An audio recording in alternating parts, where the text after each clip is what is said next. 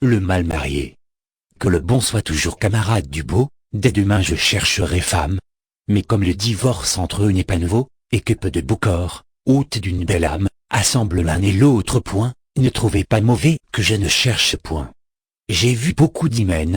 Aucun d'eux ne me tente, cependant des humains presque les quatre parts s'exposent hardiment au plus grand des hasards.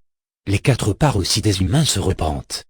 J'en vais à l'Éguin qui, s'étant repenti, ne put trouver d'autre parti, que de renvoyer son épouse, querelleuse, avare, et jalouse. Rien ne la contentait, rien n'était comme il faut, on se levait trop tard, on se couchait trop tôt, puis du blanc, puis du noir, puis encore autre chose.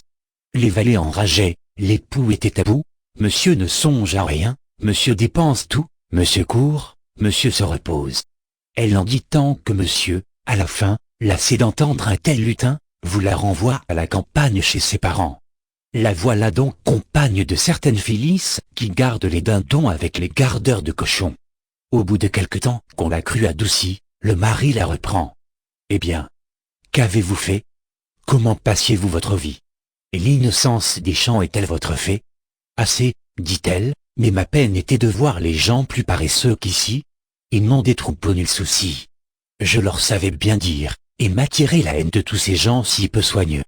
Eh, madame, reprit son époux tout à l'heure, si votre esprit est si hargneux que le monde, qu'il ne demeure qu'un moment avec vous, et ne revient qu'au soir, et déjà lassé de vous voir, que feront des valets qui, toute la journée, vous verront contre eux déchaînés?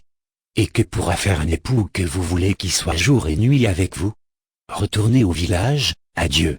Si de ma vie je vous rappelle qu'ils m'en prennent envie, puissais-je chez les morts avoir, pour mes péchés, deux femmes comme vous sans cesse à mes côtés?